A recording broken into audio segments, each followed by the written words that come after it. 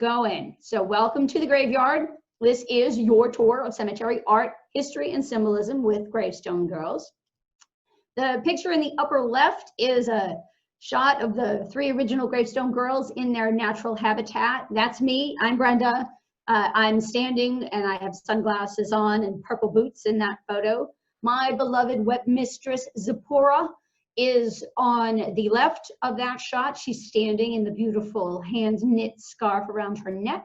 And then my unconventional conventionalist, Maggie, is seated on that monument in front of us. Maggie and I grew up in Central Mass. Melissa grew up in Western Mass, particularly in Munson. So she's close to you guys. And so separately and together, we have been traversing cemeteries all over the world for a very long time. Gravestone Girls' mission is to keep our dead alive by preserving cemetery art and history. Shameless self-promotion at the website www.gravestonegirls.com. Gravestone Girls do a number of different things. We have a number of different services. We do public presentations like these. We lead cemetery tours, so actual, real, physical walking tours out in the cemeteries, seeing what we see and talking about it. That picture on the lower left is an example of a gravestone rubbing, and it is something that we teach proper techniques on. I'm not going to speak to that tonight. It's a subject unto itself. And on the lower right hand, you will see an example of our gravestone replicas. They are made directly from the faces of the originals. They are elements of the larger stones that are still out on the cemetery landscape. I have an art history and restoration background. Learned how to make these replicas originally just for myself, but it's grown into quite the business over the years. So they all have hooks on the back so they can hang on the wall as decorative art. We have a line of magnets, coasters, picture frames, mirrors, pin boards, all kinds of stuff. And every one of them comes with a history tag that says who they are, where they're from, plus some information about the symbol. So before we get started, we have to answer 2 basic questions about the origin and the evolution of the cemetery. So the first one is, why do we bury the dead? And the other would be, where do gravestones come from? So why do we bury the dead? Well, we're human and we have only a certain amount of time while we're here, and when our life is over, we have to do something with the mortal remains. So we dig a grave, we put the body in the grave, and then we fill the grave and we cover it with stones. And that's where the word gravestone comes from. And originally it was multiple stones that were on the freshly turned earth.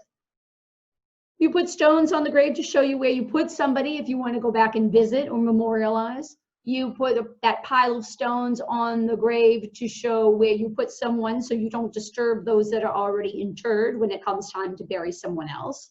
And early on, it served a very practical purpose of keeping wild animals from disturbing that freshly turned earth of that new grave. The archaeological record dating back 50,000 years and more continuously shows us in all sorts of different parts of the world that different groups of people, different societies held belief systems that said there was something more after this. When we left this world, we went to another. And the picture in the upper right-hand corner is a very simple example of that, but it makes the point. So you can see the skeleton in the grave, and it is surrounded with a number of vessels. Those vessels may have held food, oils, beads, something that would be used by that decedent in the next world. And aren't those big pointy things down below, aren't those really just big old gravestones? They mark the spot where Pharaoh is buried, and that grave contains wonderful things that Pharaoh needs in the next world. And while I can talk about 50,000 years worth of history, we don't have that kind of time. So I'm going to take us right to the good stuff. In this country, there are 3 major eras of graveyard and cemetery, because there is a difference. Evolution and the gravestones that go along with them in those different time periods.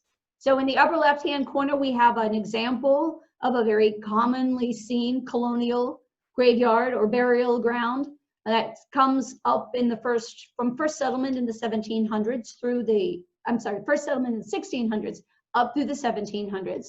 And then the top right-hand picture shows the rural garden cemetery movement of the 19th century. And then down below, we have a photo of a very standard looking modern cemetery of the 20th and 21st century. In Palmer, you were established in 1752, formally established, but you existed before that as 4 distinct communities. And this is a list of your 1, 2, 3, 4, 5, 6, 7 burial grounds and cemeteries in town, and your oldest being Oak Knoll, also called the South Burying Yard in 1729, and then running into newer ones right up into the beginning of the 1900s. So when you look at my photos in these pictures, in these different slides, they're all going to have a caption on them. And that caption, the first line or two, is going to tell you what we're looking at. So here we are looking at rough stone as gravestones and simple tablets. And then below that, it will tell you which cemetery in town it comes from. This program I went out and did all this field work in 2013 to do a program like for the library. And this is something that I have dusted up and restructured, because you would think that even though it's only 7 years later, you would think things wouldn't really have changed, but they absolutely have. So the caption will tell you what we're looking at and where it is. So in the case of both of these photos, they are from the Old Center Cemetery. So in the upper left, early on, if we have gravestones at all, from first settlement in the 1600s and going forward through the 1600s, if we have stones at all, if we have markers at all, they'll be rough stones like this.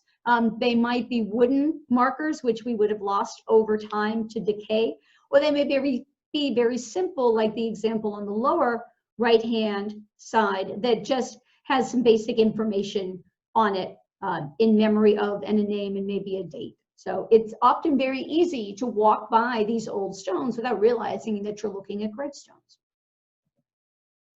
This is a very standard colonial landscape. This is the Old Center Cemetery. When you see these spaces in almost any New England town, and for this time period, we are speaking about New England exclusively, we're one of the oldest parts of the country, so we have this kind of old objects and these old landscapes that still exist. Know that when you see them today in the 21st century, know that what you're looking at has absolutely changed over time. So this is like I said, a very typical looking colonial burial ground. One of the ways you can tell that it's been reorganized is it is pretty organized, right? It has these nice, neat rows. And these spaces get reorganized for a whole bunch of different reasons. We put roads in where there weren't roads before, or we widen existing ones. We need to organize and clean up to make groundskeeping easier. Different time periods, there will be just a pure desire to clean them up for an aesthetic point of view and make them look better. These things and more, building buildings around them that didn't exist before, or building more buildings, all of those things come into play and affect the way that this landscape looks now compared to what it looked like when it was first put in. Gravestones have parts just like anything else. So we've got 2 lovely examples here from the Old Center. And looking at both of these, that little hump on the left here where my pointer is, that's called a shoulder. And then the lunette where the art is contained is called the tympanum. And then there's another shoulder here on the right. So 2 shoulders and the tympanum. So it's trilobed or 3-partite. And then below that, you're going to have information about the person, names, dates, maybe we get lucky, cause of death, and maybe we have an epitaph underneath that as well. So very standard colonial New England gravestones. They start showing up on the landscape in the Northeast, looking in these kind of shapes and materials in the last quarter of the 1600s. So this is downtown, this is Oak Knoll. So this is the idea that gravestones originally came in pairs. So you have headstones and footstones. So the big stone, that row on the right where the tall stones are, those are your headstones. And then the little ones behind it are footstones. So if you bury father and he's 6 feet tall, there's a 6-foot spread between his headstone and footstone. You bury mother next to him and she's 5 feet tall, there'd be a 5-foot spread originally between her headstone and her footstone. So if you follow that logic and apply it to this photo, everybody was all the same height, right? This is probably where we shake our head and go, no, that doesn't make any sense, right? What is that? That space between the headstone and the footstone is just about the right size for the lawnmowers to go through. So with the case of the footstones, if we're lucky, they get tucked up behind the parent stone. They might get pushed out and they make their own row. And if we're not so lucky, off they go. They end up in all kinds of places. They go over the wall, out into the woods, off cemetery property. They end up in patios and walkways and windowsills. They prop up other gravestones. They travel. They may end up in stone walls. And it's not the idea of being neglectful or being disrespectful. It is the idea that we were good Yankees and we reused what we had. This idea of historic preservation, the way we think of it today, keeping things the way it was or putting them back the way they were, is a definitely in mass the way we think about it. The large, commonly accepted way we think about it nowadays is definitely a 20th century kind of idea, really not really in the forefront until easily the 1960s. So the way you can tell footstones is that those little stones will say something that tie them to the big stone in front of them. So if that big stone here closest to us has my name on it, Brenda P. Sullivan, well, then that footstone behind it will have my initials or my name, something that ties the little one to the big one. If it doesn't match, it is just another visual cue on the landscape that this space has indeed been turned around or changed over time. And in the case of this little pair here, not only does the footstone back there say the same name and or initials of the headstone, but you can see it's even carved in the same shape. So those are ways that you can tell, again, that the space has been changed over time. Even the way these objects were put in the ground in the last quarter of the 1600s and into the 1700s, even the way they were put in the ground meant something. This is all the gravestones and the burial grounds at the time. The way they look and what's on them is based in Christian ideology and iconography. So the idea of even the way that the stones are oriented in the ground meant something. So here is what's called the concept of east-west axis orientation. So what we're doing here is, as you can see, I've got down at the bottom, east and west. So where this large headstone in the front, the writing is facing west. The body is behind that large headstone, facing east. And the idea is that at end time, on Judgment Day, the Archangel Gabriel is going to come from the east, blowing his trumpet, calling the sound of Judgment Day and resurrection, and all the dead are going to sit up in their graves facing east to meet their maker. I get asked about skulls on gravestones a lot.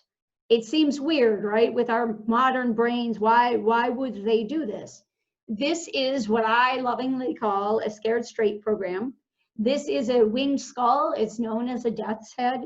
It is a very common feature on gravestones of the last quarter of the 1600s and into and through the 1700s.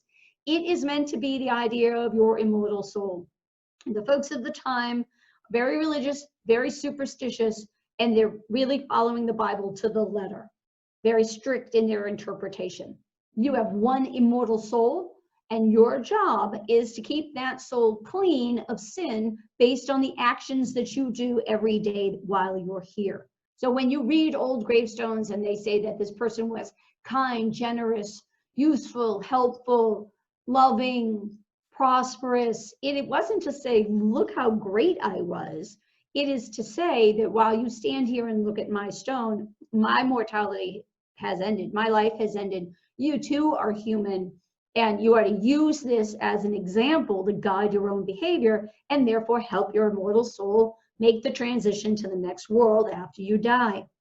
So that's great, but not everybody took the time to stop and read these stones, nor maybe they couldn't read. Not everybody could read what was carved on the faces of the stones. So we use what appears to us now to be a very primitive and a rather dark, hairy, scary kind of imagery in using the death's head. So it is the idea that when you die, what is left of your mortality are your bones. So we use bones, the skull, skeletons, crossbones on colonial New England gravestones to show the idea of being mortal. Because at the time, to carve something into stone that looked human or angelic, looked like a heavenly host, would have been considered a graven image and would have been sacrilegious. This develops a picture language that is very easily understood and very quick visual cue, a visual check to both those who could read and write and those who couldn't as they pass by these spaces on a regular basis. The idea in the Latin up here on the left, memento mori, and then next to that, mors certa. These are both from Old Center Cemetery. They are Latin phrases. We get a lot of Latin on gravestones. That idea that remember your mortality, remember you're going to die, death is certain. They really understood the concept that it was inevitable and inescapable. So we put Latin on the stones, we put English writing on the stones, we put pictures on the stones. We want to reach everyone, every time, at every level when these stones are looked upon. The stone in the middle on the right has got a really lovely Latin phrase on it, but I don't need to know how to read Latin, even in the 21st century, to understand the picture language on display on that gravestone. There is a tree. That tree is you. Humans were like trees in that their lives had a definite beginning and a definite end, and that life was fragile and could be interrupted at any time, and you didn't know when that was going to happen. So what's happening in this picture is your maker is coming out of the clouds with a hatchet and he felled your tree. You don't know when that's going to happen. It is up to him, not to you. It can happen at any time and you are to be prepared for it all the time. The work you do might be your last in the salvation of that immortal soul. But don't worry, the grave is not a permanent place. Death is not a permanent condition. Down below that left-hand picture says, lightly inscribed across the top, the grave is God's hiding place. It is a special place. I call it God's waiting room because we're there for a very particular purpose.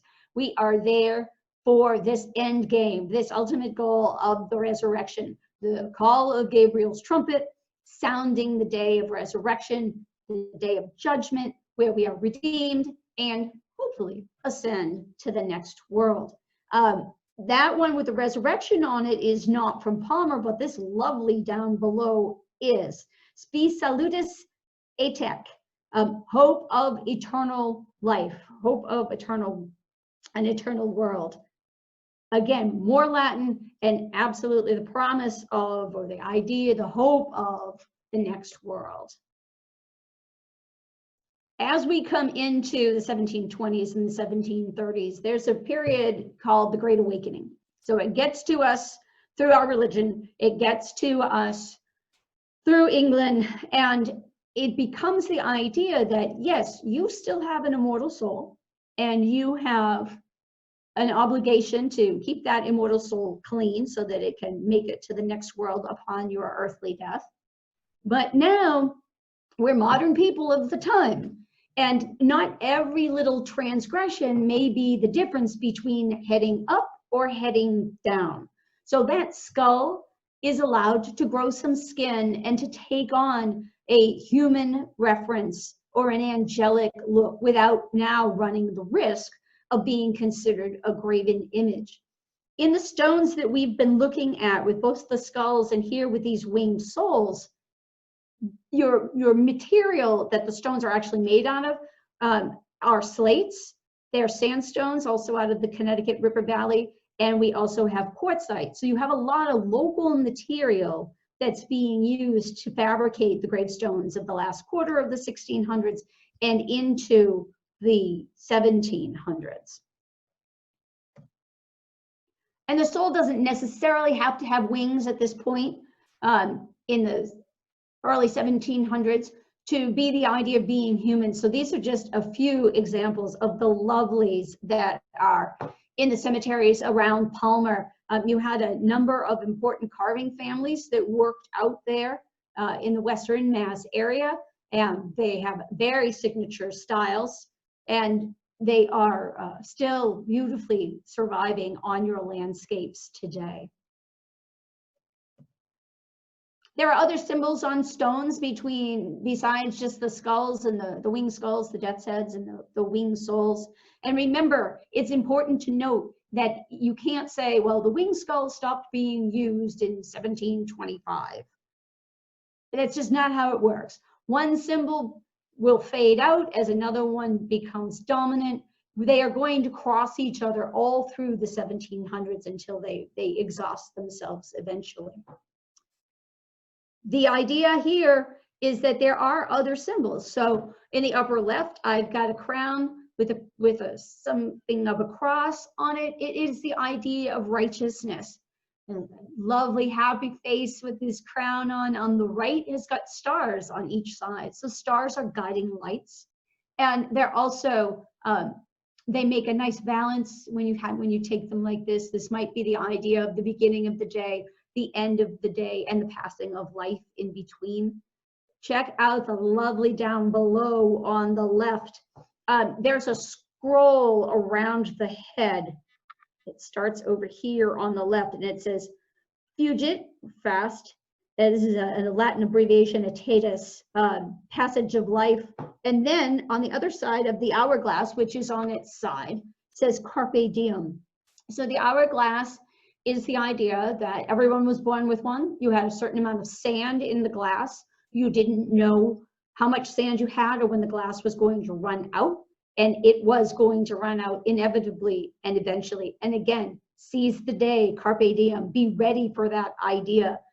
Above the head, above the hourglass and that soul, and often we see them down along the borders as well. We see grapes like this that we see up at the top in the tympanum, and the grapevine, which is the idea of the blood of Christ, and also possibly the idea of harvest as well, or divinity too. So there's never one specific reason, and it's always very much open to interpretation, but these are commonly understood symbols and meanings.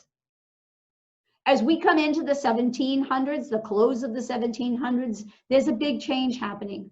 We have a revolution. We tell that guy across the pond, hey, thanks, Mr.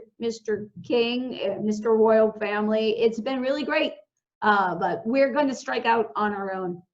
So we have a revolution, and we determine that we're going to make a new nation for ourselves.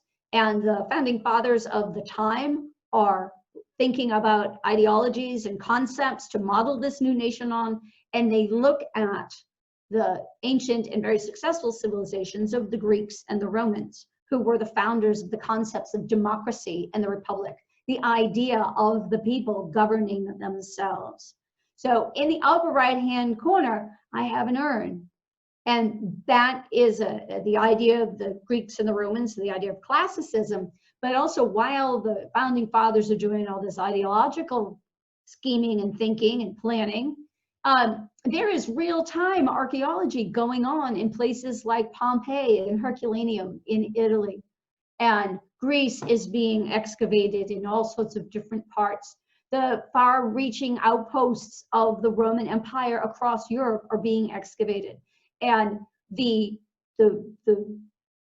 worlds of those people, the artifacts of those people and times, are coming to light for the first time. So what it's doing is it's classics, it's classicism. And when we adopted into the land of the living at the close of the 1700s and into the 1800s, we have now neoclassicism, so new classics. So we, in the land of the living, adopt the architecture of these civilizations. So we're building colonial homes with pediments, triangular pediments, and capitals and columns, and things that look like Greek and Roman temples. It's affecting our furniture. We have federal style furniture. It affects clothing and fashion. And certainly what happens in the land of the living happens in the land of the dead as well.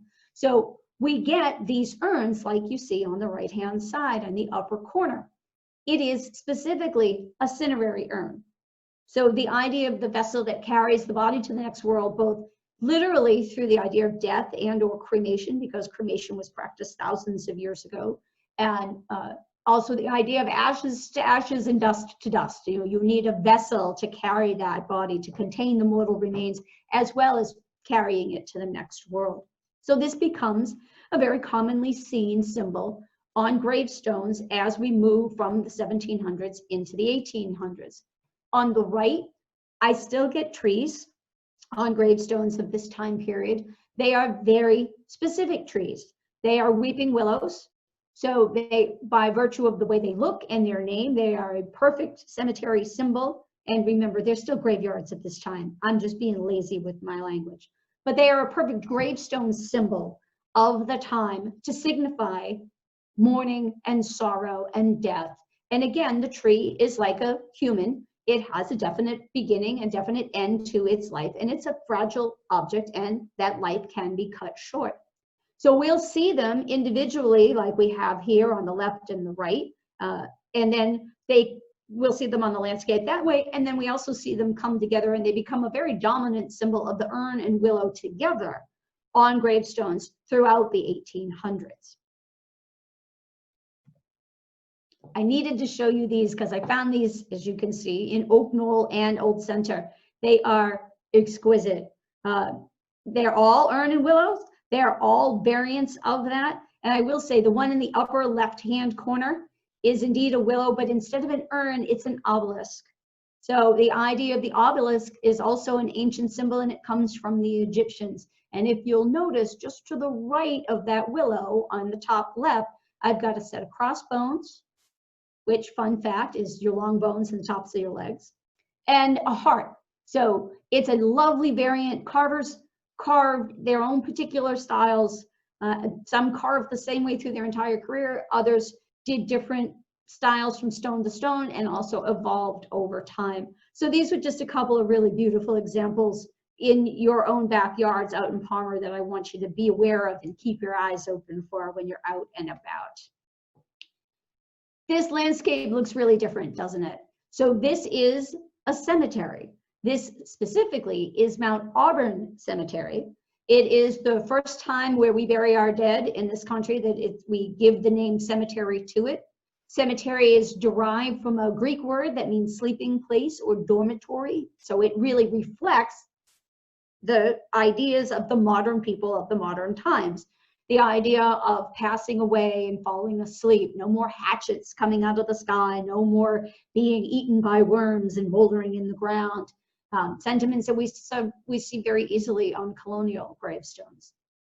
The idea of the cemetery, Mount Auburn takes its cues from places like the Père Lachaise Cemetery in Paris, and also the idea of the English garden. It is open green space. It reflects the idea that we are moving from being an agrarian culture, moving from the farms and coming into the cities, working in the factories. We're moving to being an industrialized nation. So this is open green space. We have green grass, walking paths, trees. This space was established in 1831 by the Massachusetts Horticultural Society in Cambridge. It was established at a time where we have writers such as Hawthorne and Thoreau, Longfellow, poets like Byron, writing about nature, communing with nature, preserving nature.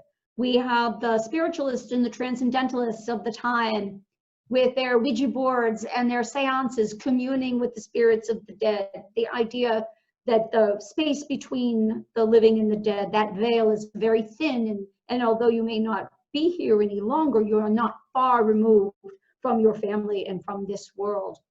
We have a different landscape, we have a different layout, we have different materials, we have different shapes and sizes for gravestones. Absolutely everything about this is different and reflects what's going on in the 19th century in terms of modern people and how they looked at the ideas of their changing society in the land of the living, but also how they want to treat their dead as modern people of the 19th century. This, when Mount Auburn first opened, it is a tourist attraction, just the same way it is now, because it is open green space. We haven't seen anything like this in this country, and it brings in a lot of visitors because it is open green space 4 miles outside of dirty, filthy, downtown, industrialized 19th century Boston. It is really an oasis on the edge of the city. Here's an example here in town in Palmer. It is right downtown, and you can see it looks really different from the colonial section that's in the same space. And the idea of the cemetery, once Mount Auburn is established, catches on very quickly. And either new spaces are acquired in towns to make this new burial space, make this new cemetery, or we're adding on to existing spaces. In these newfangled cemeteries, for the first time, we have the idea of being able to purchase a piece of land. We can buy a family plot. I call it a home away from home. I call it a vacation home. And it might sound strange, but it really is the idea that you're all together in the land of the living. And as one by one family members die, they go to the cemetery and they go into the family plot. And one by one, you'll all be brought back together.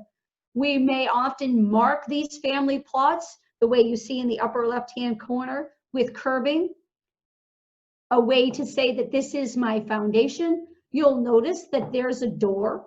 There's an opening here that you would pass through, just like a door that you would in the land of the living. We have the idea of a central monument now that has a lot of the biographical information on it, has a lot of the details, and then you may or may not have little headstones like you see in front of it that mark the spot of the individual interments. And those smaller stones often say first names or initials. They might say mother, father, sister, beloved, baby, something like that, where the names and dates and ages will be on that central monument. And if you have one family plot and then another and another and another in your cemetery, now, as an example with the photo on the lower right-hand side, now all of a sudden we've got a neighborhood, and it is no different than the way we build our neighborhoods in the land of the living. Much softer symbols nowadays. So no more hatchets, no more bones, no more skulls. We have a whole language of flowers that happens in the 19th century. We have that idea of communing with nature. So we put it on the gravestones. In the upper left-hand corner, I've got flowers, just like I have trees, like we've seen so far. The flowers are like human lives. They grow, they have a definite beginning, a definite end, and those stems are thin and fragile, and that life can be interrupted. So in the upper left, I have flowers that have opened, the idea of the life that has started, the flower that has bloomed, and then the bloom that has faded. And down below that, we see a flower that didn't open. So I have a bud here. And you can see the break in the stem. The head of the flower has fallen over. That life has been interrupted, and that flower does not get to bloom. And it is the idea of being nipped in the bud. Down below that, I've got oak leaves. Oak leaves often used for men because men are the mighty oaks of the family. You'll often see them with acorns on them, which is the idea of regeneration or family offspring, and the line continues even though the mighty oak may be gone. And I wanted to make sure that you knew about this guy. That tree in the middle, and then I've got another shot of it in the right-hand side. It's called a tree monument because it looks like a tree. It looks like a tree trunk. And again, it has been cut. You see severed branches there as well. That's also another idea of the life that gets interrupted. It's got some ivy on it. It's got some flowers on it.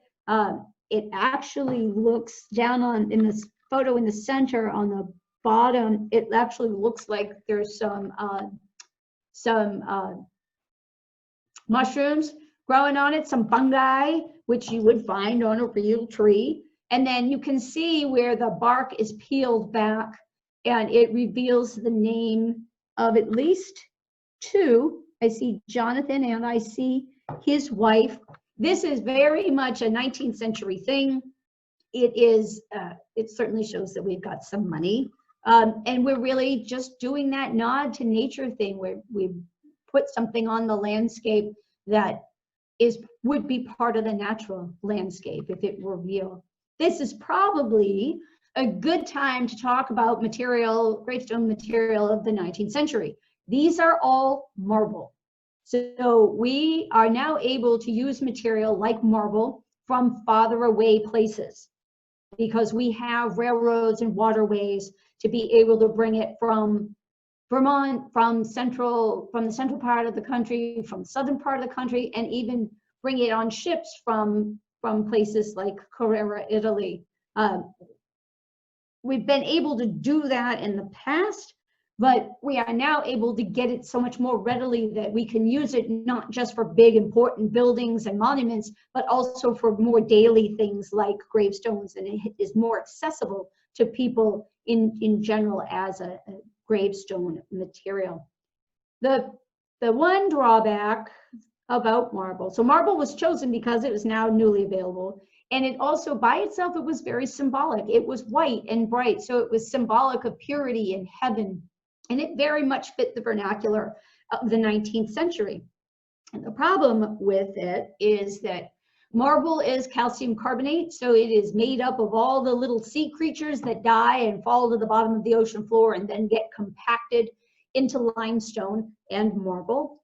And it is very granular, so it is very, very subject to weathering and erosion. So we lose a lot of the imagery as it gets eroded away.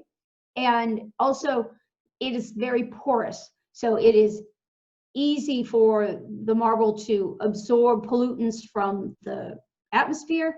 It changes color. It also causes a chemical reaction that makes the acid in the rain and the atmosphere makes a chemical reaction that causes a black crust. They're soluble salts that leach out of the marble and create this discoloration. The good news is these can be cleaned and they can be brought back to being pretty white. I've seen some really great examples of them being restored back to the way they once looked. Do not clean anything if you don't know what you're doing, because you can do more harm than good. But know that they can be brought back to that white color. But once the erosion has taken the image, it is not, there's no way to bring that back. Much softer symbols, right? No more hatchets, all of that good stuff. We have anchors. Anchors are symbols of hope. One of my favorites, so below the anchor, I have a sleeper. So the idea of falling asleep, passing away as you leave from this world to the next. And he's actually a pretty good example. That sleeper is on the top of the stone. So he's right out in the open and subject to all of the winds and rains. And he's really pretty melted, but I'm sure it was crisp and beautiful at one time. Down below the sleeper, I have examples of chains, broken chains, the idea of the family chain that has lost someone and a link in the chain has been broken. We'll often see it with sentiments attached to it that may say, parted below, reunited above. So the idea that the chain, one by one, the links will be broken here as our family dies, but with chain will be reassembled in the next world. Above under the caption, I've got two lovely lambs. Lambs are often used for children, young people, the idea of innocence. And again, because those lambs are sitting right on top of those tablets, they're very susceptible to the pollutants and to erosions. And again, they melt away as well, where a lot of times they look like seals or dogs, and they lose their lamb look altogether. To the right of that, under that lovely bow, is a dove. It's a little hard to see, but I really wanted to use it because it is a lovely example, but it is eroded and it is dirty, but it is absolutely a dove. Doves are soul symbols. They're symbols of peace, and they're also symbols of the Holy Spirit. Down below my dove, I've got an obelisk that's got an urn on the top of it, wrapped in the pall or the winding sheet. And it's got 3, and actually on the other side that we can't see, it's got 4 inverted torches. So the idea of the light that is put out, the torch of life that is extinguished. And then I saved the lovely in the middle for last because she's just so spectacular. She's spectacular now, even though she's eroded away. Her features and the waves in her hair and even the garland around her was much more prominent before when it was first carved, but she is a lovely creature. And I'll go out on a limb and wage here that that is probably meant to be the image of the young woman whose tombstone that is. If you go back to the colonial period with those winged souls we saw that have human looking faces, they are not meant to be the individual in the grave. They are meant to be the idea of being human only. If you're looking for me, up we're going, at least that's the theory. That pointing finger points the way to the next world. And really, in the 19th century, it is a modern symbol, but it is no different than the winged skull and the winged soul we saw in the colonial period. It means exactly the same thing, the promise of a next world after this, where we go when we leave here. But it is just a more modern symbol for the modern time of the 19th century. And I've got a number of examples of them here. The one in the upper left is got the palm in. I've got the one on the right, palm is facing out, and you can see the curl of the fingers, and really a lovely cuff. Which way the finger points doesn't, whether it's palm in or palm out, doesn't mean anything. Certainly, they say the hands are the most difficult thing to draw, and I'm certain to sculpt. So I would just put this down more to the idea of a higher level of expertise of the carver. And then down below in the left, I've got a hand coming out of the clouds and now picking the flowers rather than chopping down the tree like we saw on the colonial stone, but making that transition from one life to the next. I need you to know about these because you got a bunch of them in town. I found these in Four Corners, Oak Knoll, and St. Thomas cemeteries in Palmer. They are called white bronze. That is their marketing name. We affectionately call them Zinkies. They were made by the Monumental Bronze Company in Bridgeport, Connecticut. They were made from about the last quarter of the 1800s, and they go on into the 19 teens, and then I do see them a bit thereafter. They are neither white nor are they bronze. They are this pale blue-gray, and they are not bronze, but they are zinc. They're almost pure zinc that was smelted at the foundry in Bridgeport, Connecticut, poured into molds, that liquid zinc, poured into molds, and then those molded pieces were then put together to make the monuments that we see on the landscape. So these are newfangled in every way for the time period. They are monumental bronze's direct competition to bronze monuments that are out on the cemetery landscape, as well as stone monuments of the time. They market it with the trade name white bronze to capitalize on the idea of the cachet of the word bronze, because bronze is showing up on the cemetery landscapes in plaques, statuary, doors, vases, not vases because they're kind of expensive. And there is definitely some cachet that goes along with the idea of being able to say, oh, I have the money to put bronze markers on the cemetery landscape. The issue with bronze is it needs maintenance. So without maintenance, it oxidizes very quickly, and it goes from being that beautiful bronze color to being black and green and streaky, and it needs continuous care and feeding. The white bronzes have no iron content in them, so they're not going to rust, no copper content, they're not going to oxidize. And zinc is a natural biocide, so it's not going to end up with biological growth like lichens and mosses and algae. The promise of the advertising was that the white bronze goes out on the landscape, doesn't need maintenance, and will continue to look as good as the first day, decades and decades later, for as long as the monument sits on the landscape. There was no store for these. You didn't go look at them at the monument shop or in catalogs like Sears. You bought them through traveling salesmen that had design books. And in those design books, they had all sorts of different patterns available. And you could very much customize your own monument by picking different designs from the design book. So it is a very modern thing. And they certainly cost something. You know, they weren't as expensive as bronze. They were something that was brand new, so they've got that going for them. And they promised that they didn't need any maintenance. So when you see them on the landscape, if you come to a town that has a lot of them, you had a good salesman. If you come to town and there aren't many or there aren't any, then maybe you don't have such a great or dedicated salesman.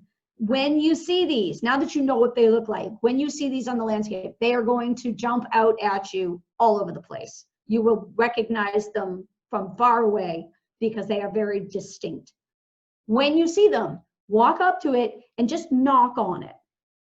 If someone answers, run. But more likely what's going to happen is it's going to return a hollow metallic sound because they are metal and they are hollow. There is no internal armature to these. They are, the pieces are all fitted together and there's no structure inside holding them up. They were all cast in Bridgeport, Connecticut, and there were 3 distributors around this country, including 1 in Canada, for a total of 4. When you see them, give them some love because they're really kind of special. The last thing I want to point out is these panels where you see all the words, all the information, those you can see that they're bolted on. Those could be taken off and they could be recast when you wanted to add names or new information or new art.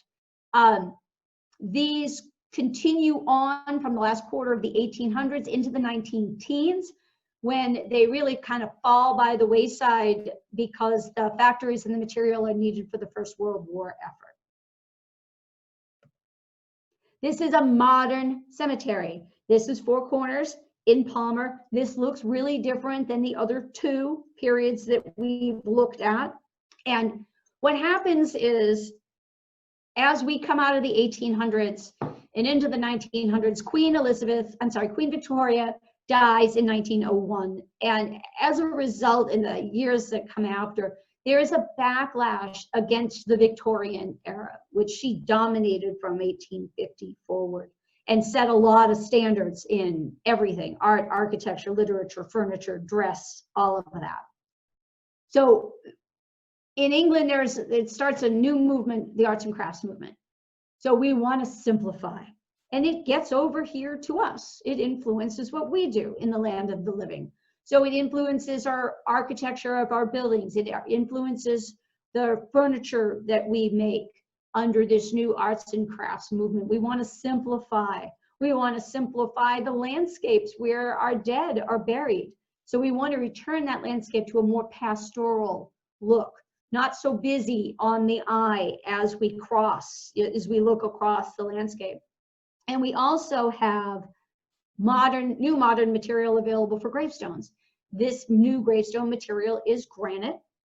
And granite is a molten rock that is formed at the core of the earth.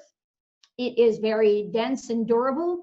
And once we get into the industrialization in the 19th century, we have pneumatic tools of water-powered and steam-powered tools to start to get this hard material out of the ground.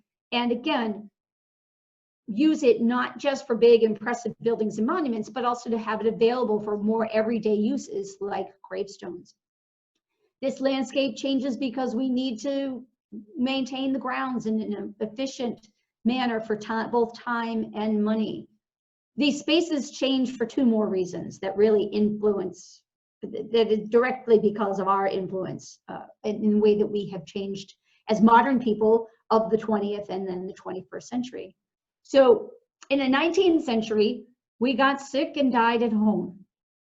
As a result of the Civil War, we have embalming.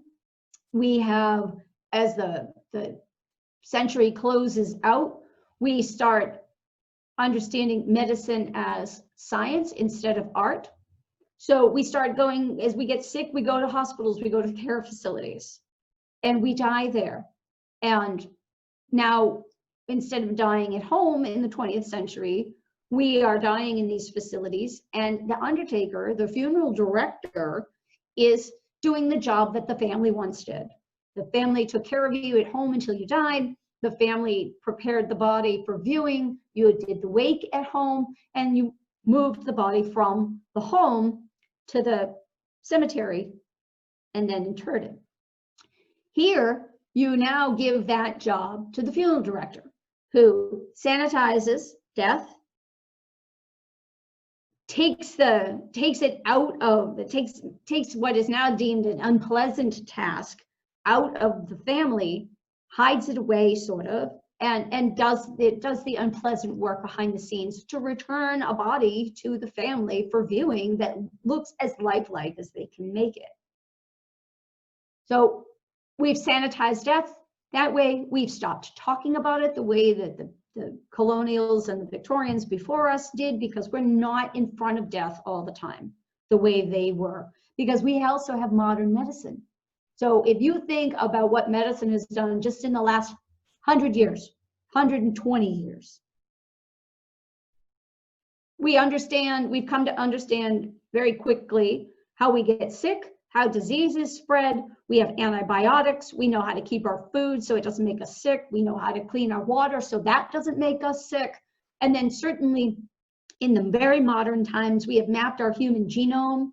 We are engineering our genetics. We are working on fixing to correct defective genes. We are cheating death on a very regular basis. So that also combines to not being in front of our mortality the way the people before us were. So as a result, this space, this cemetery, and the concept of death gets put way in the back of the closet. And the landscape changes for that reason.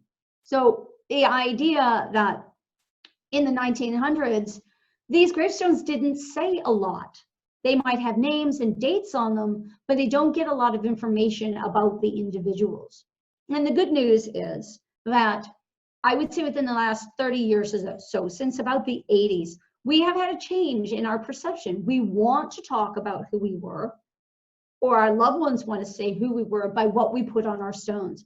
So remember, I said it took pictures on all your cemeteries to create tonight's program. So in the next slide or two, you may see someone you know. I've tried to hide identities best I could, but certainly some gravestones just give themselves away. And know that I'm not trying to pick on anybody. I am trying to use the modern stones of the modern time the same way to illustrate who we were, who we are as people, and what we think about our own mortality and memorialization. The same way I used the examples from the colonial and the Victorian periods to illustrate how they thought about mortality and memorialization. So these spaces have come around, like I said, in the last 30 years or so, to say who we were. What did we do while we were here? What were the things we enjoyed? And we get pictures on gravestones. So the two on the upper left, that lovely lady in the red sweater, and then the wedding picture next to that, those are both called photo ceramics because they are a photo that's been attached to a piece of ceramic and then sealed. The idea that that sealing will protect the picture from the elements. These are fragile though, and if the lawnmower throws a rock at them, they can be damaged. But it gives me an opportunity to see somebody that I may have existed contemporaneously with and not had an opportunity to meet due to the limitations of space and time. So I get faces, I get identities. And below that, below the wedding picture of the military man and his lovely bride, that couple's image is called an etching. So we have come to embrace a new material in granite for our gravestone monuments, called black granite. It is granite and it is black, and it really lends itself to having images put on it. So in the case of this example, it is an etching, and it is sometimes done with lasers, but it is also more often done by very talented people with diamond tip tools that actually etch each stitch into the face of the stone to create the picture. So the idea of putting faces or putting pictures on gravestones is not a new idea. On the lower left, under the lady in the red turtleneck, is a gravestone from the 19th century, and that cutout at the top would have had a photograph in it. Photography was invented in 1839, and it evolves very quickly to become available to the masses. So if you had money early on, you could have your photo taken. If you wanted to put it in your gravestone, on your gravestone, you could. And by the time we come into the 1850s, 1860s, the idea of photography, the different styles of photography have evolved very quickly, and again, made it very easily accessible for a large part of the population. So the cutout in that gravestone will often be a clue to the type of photography because of the plate size. And you might be able, between the plate size, the type of material the gravestone is, like this is marble, and then a death date, might all help you identify, oh, this is a daguerreotype, this may have been an ambrotype, may have been a tintype. So what type of photography that photo might actually have been. I'll tell you that I've yet to find a stone with a cutout like that that still has a photo in it. I do see some with glass shards in it because the photo was laid in the niche and then there was glass put over to protect it. But I've yet to find one still there. And when I do, you'll all know about it because you'll all hear me hooting and hollering from wherever it is that I find it. So not only do I see the individuals, I see what they did with themselves while they were here. What did we do? What was our profession? What did we do with our free time? What were our hobbies? We got palm trees and sunsets. Who doesn't like the beach, right? It means these things mean something to us. We have boats. Maybe we're fishermen. Maybe we do this as a hobby. We have a boat. We enjoy spending our free time on it. And that maybe this sentiment, I'm free, means that I'm free to go ride my boat, sail my boat around. Well, that's not a sailboat, but use my boat to 24/7 for eternity.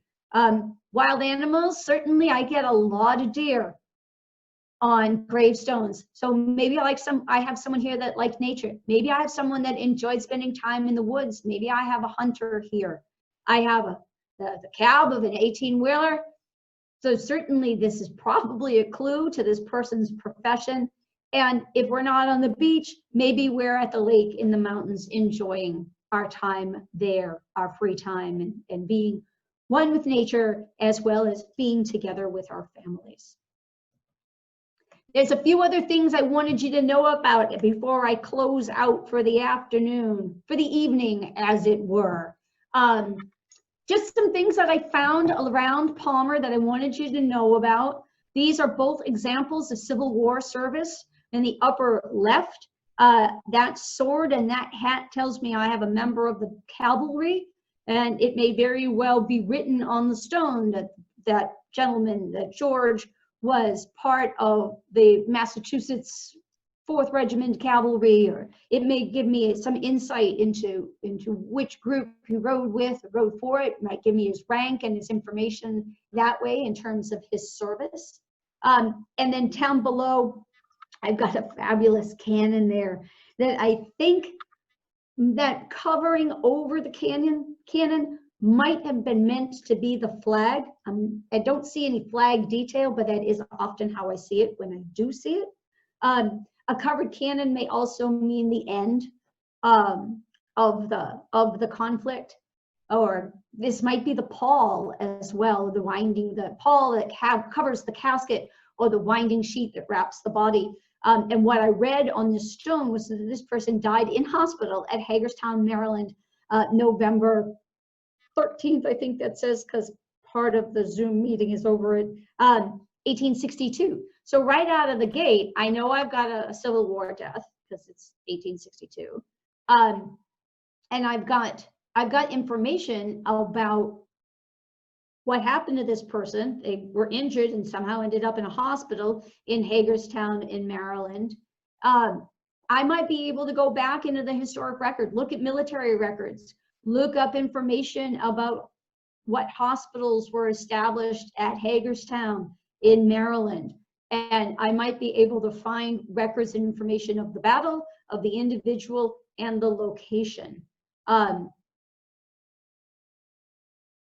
yeah, I knew there was something else. So also, in reading the information on the stone that says he died in hospital, I may or may not have a body to go with this gravestone. So a clue to that may be the